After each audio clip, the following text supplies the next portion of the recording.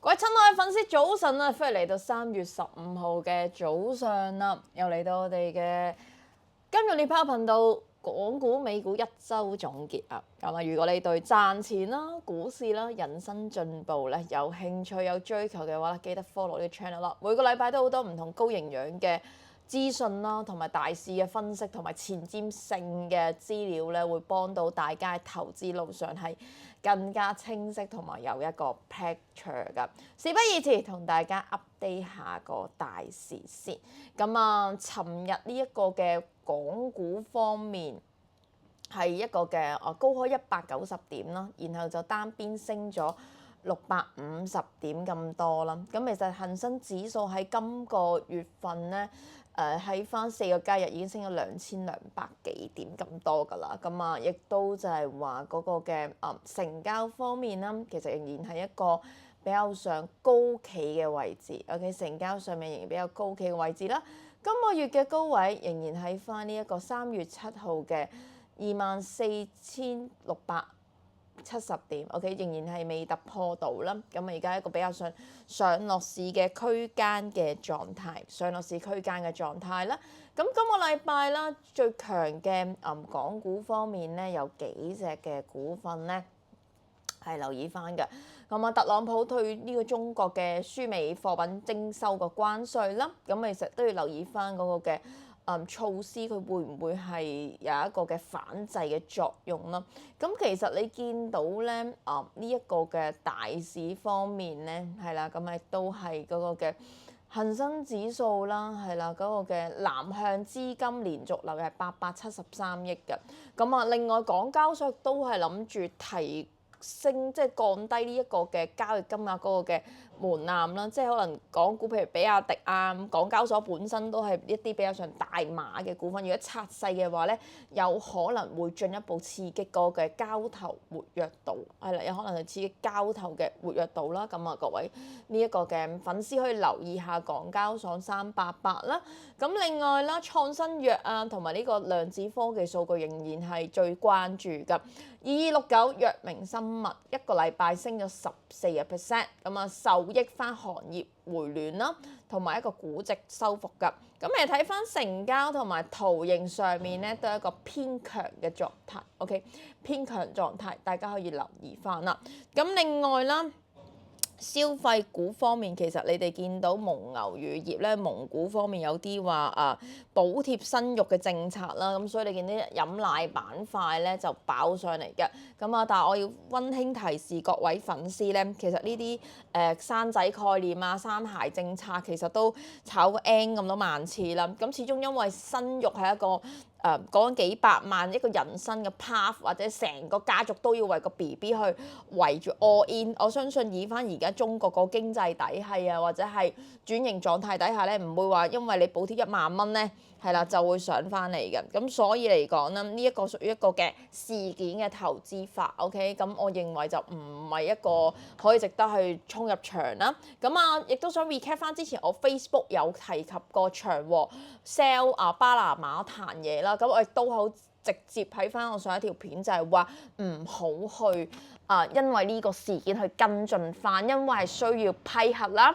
第二就係話佢係未 firm 好多嘢，咁所以嚟講啦，大家喺投機嘅路上係必須要知道翻，喂，佢真係要好多嘅事件係會有啲嘅變數喺度嘅。咁啊，呢一個嘅話，其實我之前成日都會我自己嘅 Facebook 啊，或者公眾平台啊，或者我 live 都會係提及到呢啲嘢咯。即係大家 follow 翻 Facebook，我之前係講得好清楚，就係話我認為呢一個嘅feel 咧，OK 呢個 feel 嘅話咧，係唔會係覺得佢係一個係成為一個買嘅原因啦。因為其實背後一啲嘅叫做公司行動啊，係包含好多唔同嘅嘢啦，即係譬如我學員群組都要俾好多唔同嘅 theme 啦，係啦，講咗好多呢啲嘢啦，大家可以自己睇翻啦，自己同學仔嘅話，因為其實市場上面好多唔同嘅陷阱咧，大家係必須要避開。如果唔係嘅話，你哋會係可能個市喂升咗成5000幾6000點，你都要食白果，冇效益嘅。點解咧？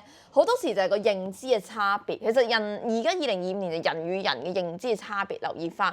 咁另外啦，你見到京東出咗業績啦，OK， 京東出咗業績，其實亦都係嗰個利潤增長係唔錯嘅，OK， 利潤增長係唔錯啦。咁你見到成個禮拜五係成版係抽得好勁啦，美團啊、京東啊各方面嘅都抽得好犀利。點解咧？因為3月17號咧，中央又有一個新嘅提振嘅政策出咗嚟啦，OK， 新嘅中央提振政策出咗嚟啦。咁呢政策嘅話，成日都係中意係成日都係會好多呢一個嘅提前炒啦，OK 係啦，同埋就係話提前做翻啦，咁等等嚟講咧，OK，咁基本上其實你係會 feel 到嗰個嘅大市嚟講咧，係啦，大市嚟講就係話。好多時啲政策一出咧，就反而會跌翻落去咯。咁所以就小心少少啦，就唔好話哇有政策就亂衝入去，因為其實通常政策呢壇嘢好中意就係見光死嘅。OK， 見光死嘅，大家留意翻。咁 A 股其實總市值99萬億創新高㗎啦。咁啊，成個嗰個嘅基調咧都係叫做順暢翻啦。咁其實除咗藥明之外啦，你見到一啲在副線嗰啲維亞生物啊，呢啲藥股都係爆升啦，都係衝緊上去啦。咁啊，內地券商股嚟講，其實你都見到啦，6886啊，呢啲都係爆升緊啦。OK，咁啊，廣發證券啊，呢啲都係爆升緊啦。咁我自己覺得呢啲嘅話，大家都可以去留意翻嘅，特別係一啲嘅生物科技股啦，佢通常唔會話炒一日嘅。OK， 即係藥明同維亞，你自己去自己去及一及啦。OK， 睇一睇呢啲啦。咁啊，飲奶股我自己覺得就唔得㗎啦。OK， 唔得㗎啦，就唔係一個好嘅好嘅情況啦。OK，咁啊，大家留意翻啦噃。咁啊，其實呢個美股方面啦，你見到道指啦、標指、納指咧都係持續係好弱勢嘅，幾日嚟講都係好弱勢啦。咁啊，仲有就係話好多嘅聲音出咗嚟啦。咁最差嗰隻係蘋果啦。OK， 蘋果啦。咁啊，但係你見到咧，譬如蘋果啊、Nvidia 亦都係有少少嘅想反彈嘅跡象。OK， 想反彈嘅跡象。咁啊，美國嘅免停擺短期支付法案通過，咁其實都估到佢通過㗎啦。呢個係啦，一定係通過㗎啦。咁啊，冇咩特別嘢啦。咁啊，見到國泰航空嚟講，其實嗰個營運數據都靚嘅，但係嗰個好業績係不等於好股價啦。OK， 嗰圖金教過就係話，好多時大家都覺得啊，點解好業績佢個股價唔升嘅咧，或者係反而跌嘅咧？你記得業績點解有業績啊？業績就係因為佢係過往噶嘛。OK， 過往噶嘛。OK， 即係好似金秀賢嗰單嘢咁樣嘅，係啦，金秀賢1個月之前、半年之前係啦，佢個形象好唔好啊？男神喎，來自星星的惡包喎。OK。之前嗰單搞靚妹，跟住逼死靚妹還錢嗰單嘢之後，就收皮啦。咁所以其實你見到就係話，所有嘅事件同埋動態都係流動性嘅。OK， 流動性嘅。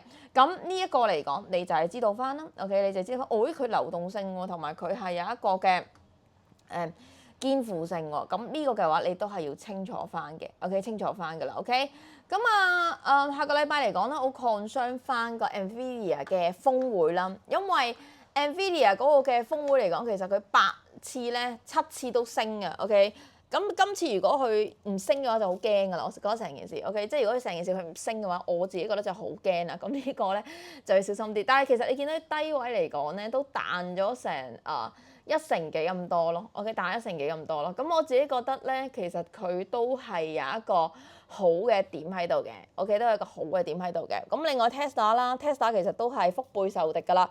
但係純粹一個嘅叫做事件情況咧，佢會唔會再彈下咧？我覺得 Tesla 係有可能彈嘅，因為你見到我話個目標係250蚊，佢一下已經彈到上嚟啦。OK，咁所以其實你見到一件事就係話佢本身有一個嘅節氣景象。OK， 節氣景象佢係行得喐嘅。OK， 成件事係行得喐，同埋佢有做到咯。OK， 有做到，所以其實我自己覺得呢一個 Nvidia、Tesla 啦，下個禮拜會唔會去再爆升咧？就好睇翻佢嗰個嘅叫做發佈會啦，係啦，因為其實佢啲發佈會有啲嘅憧憬啦，嗰啲咁嘅發佈會，但係大家都要留意翻，就係話下個禮拜19號係啦，開始啲聯儲局官員會有啲政策信號啦，市場其實關注翻嘅降息路徑同埋經濟表述嘅，咁啊亦都就係會係有其他一啲嘅叫做Nvidia、Tesla 會唔會有啲 AI 監管咧？特別譬如呢一個嘅市場會震動啦。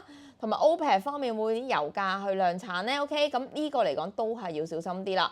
咁仲有啦，下個禮拜開始係月中下旬啦 ，OK， 咁所以嚟講你哋留意翻啲期權啦，衍生工具有個縮窩情況啦，特別係港股已經係嗰個波動性好明顯降低咗啦。你見到上個禮拜方面，咁禮拜二我係會有個爆炒 live 嘅，OK 爆炒 live 嘅，我同學仔都會知道翻，咩爆炒 live 啊，就係每一會教翻同學仔點樣喺港股時段啦，用翻嗰個嘅期貨、期權啦等等工具嘅話，博取一個每日持續性嘅利潤啦，點樣入場啦，同埋點樣去即使開住個盤調節個心理啦。咁其實呢一個 live 嚟講就係話都大預㗎啦，OK，好多同學上完之後都知道翻，喂，其實睇盤係咁睇嘅喎，點樣幾時追啊？即係譬如美團咁樣，呢啲盤路係點樣去喺呢啲低位一日食10蚊嘅，甚至工具食緊係超過一半嘅，即係其實呢啲係有一個嘅方法去令到大家有一個更高嘅 return 咯，OK，rather 定就係揦股票，因為其實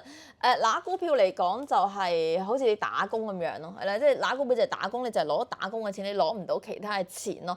但係你話，咦？如果佢做到其他嘅嘢嘅話，咁你攞到嘅錢會更加多咯，明唔明白？即係你攞到嘅錢啊，或者你攞到嘅結果會更加多咯。咁所以嚟講啦，我自己覺得呢一個都係一個點嚟嘅，OK，即係呢一個都係一個點嚟嘅。究竟佢點樣做翻啊，同埋點樣去行翻啊？呢一個嘅話咯，OK，咁所以我自己覺得你都係會有一個嘅諗法啦，同埋會有一個嘅做法啦。究竟係點樣去叻啲，或者你有啲股票你想放嘅點樣做翻咧？呢個 live 係會講翻嘅。咁我仲有譬如你有時係想跟我直接炒嘅話，啲 VSC 群組啦，OK，VSC 群組每一日開始時段會帶住大家去玩期貨啊，等等，會答大家嘅問題啦，OK。咁記得把握 timing，勇嘅 everything。我哋下個禮拜再 update 大家。如果未 follow channel 嘅話，記得 follow 翻，每個禮拜都會 live 同埋小影片，同大家喺投資上面進步。拜拜。